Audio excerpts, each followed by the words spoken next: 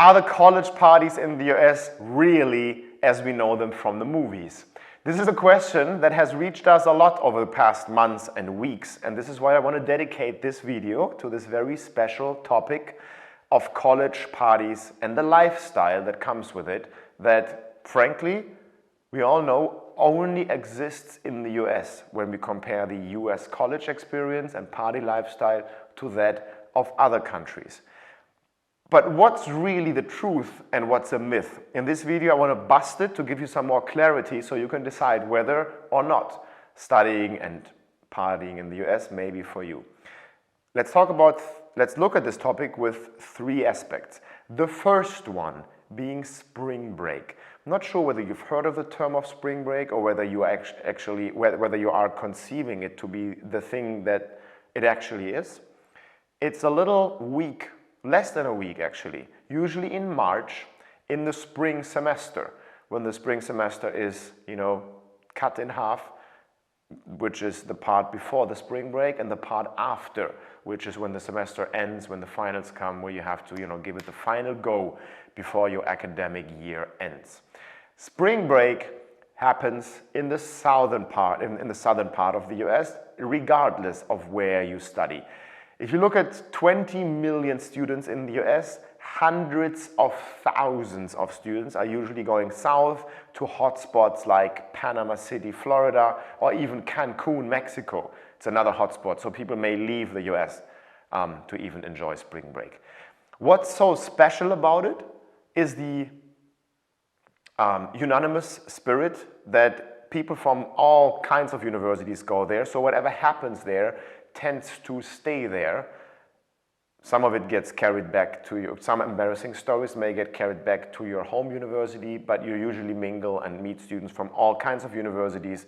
So when something funny happens, the story is usually not going to drag on for the rest of your life, which is what makes spring break so enjoyable, because you can be yourself, experience other people, and then go back to your university and only share the story with whom it's meant to be shared. Is it US specific though? Point number one, spring break has gotten its rep around the world, but you find similar experiences around the world. If you go to the south of Europe, for example, in the summer, or to the hot beaches in Asia or Australia in the summer, you find similar parties. Just like the summer, makes people party at the beach. So with that, it's a special thing in the US, but it's not just in the US. Party, beach lifestyle happens around the world. The big myth really comes from the second part, which are the house parties in the US. Why is that special? It's triggered by this becoming of age suppression, because in the US, your legal drinking age and you becoming an adult doesn't happen until you're 21. Now, the urge to party starts before that. What are you going to do? When the legal drinking age is 21, when you're only allowed to go out then in public, but you crave to go out earlier, you've got to stay within your private walls. In the US, houses are a little bigger to facilitate for parties, which is one ingredient that makes the housing parties in the US so unique. College parties is the alternative to European or worldwide club settings. When you think of what happens in a club and you put that into a house, you can consider what makes it so special. In a club, you're on a dance floor, everything, the whole scene is set up for party. A house still comes with elements like bedrooms, kitchens, living rooms, patios, gardens, etc. So there is this feel to it that you're partying in a house that is actually not made for a party. It's originally built to live there, which gives it this special touch. And with that, this mysticism of US house parties has evolved. So it's the suppression that you can't really go into clubs until you're 21 and have the experience that you have elsewhere in the world. And the second ingredient is the size of the houses that also allow for it. Leading to the third dynamic, which brings this dynamic forth really to what we see in the movies. It's fraternity and sorority parties. The clubs and organizations that you have your Greek life house that is usually close to the university, that is usually really big, that is just meant to be a club most of the time. So for over weekends, you have a lot of, or going into weekends, these houses are reused as a club, facilitating this crazy dynamic. So what I want to get to is that Greek life plays a big role in facilitating the party, the US college party lifestyle, and then the idea that even private houses that are close enough to a university may allow for it, because parents have in their age also experienced house parties, so there is a more lenient culture to allow your kids or your offspring to use a house to party. That doesn't happen so often in Europe, at least not to the extent.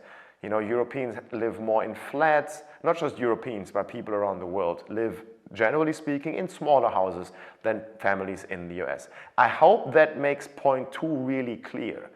Point 3 waters it down to, it depends on where you are.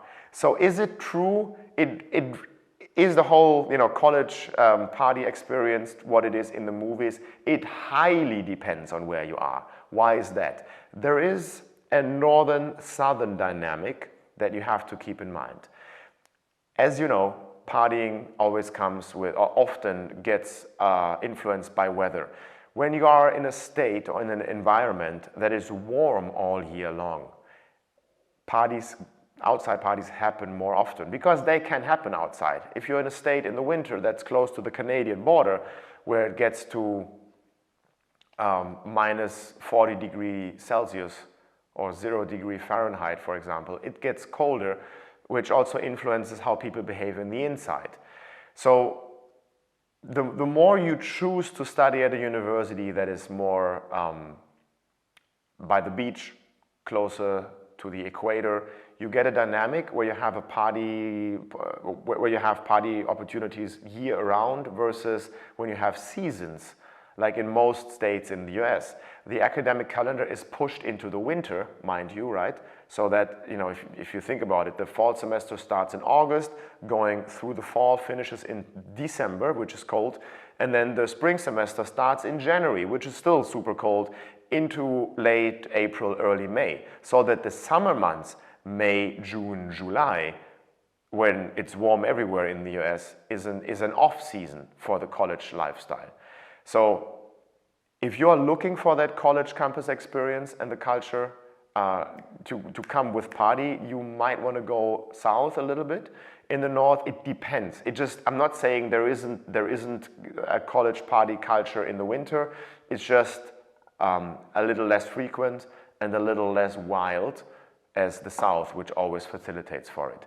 I hope that helps you that video helped you to sharpen your mind a little bit to what you want to look out for and also what to expect depending on when and where you go. If this video interests you, give it a thumbs up. We always appreciate, and it makes our work easier, and we are more motivated to release more content when we know people like it. Subscribing to our channel also helps. Feel free to use the bell that's in the subscribe button so that you're always notified if anything. Comment below. If you have a question, my team and I are usually able to respond within 24 or 48 hours max. And if you want to talk to us, we are there. There's a video linked under this calendar where you can speak to us. When we're going to give you a report after asking you some questions to find out if you can study in the US, if we can help you, and if so, how much you actually have to pay, so that you can facilitate a more educated discussion with your family also, right? If you just want to party in the US, obviously that's going to be a harder argument with your family, but we're going to look at parameters like ranking, geographic preferences, academic major, so you can have a good idea whether studying in the US is affordable. Like, there are many videos on this channel about the financial topic. This one was about partying. Feel free to browse around, and we're looking forward to hearing from you. Until next time, bye.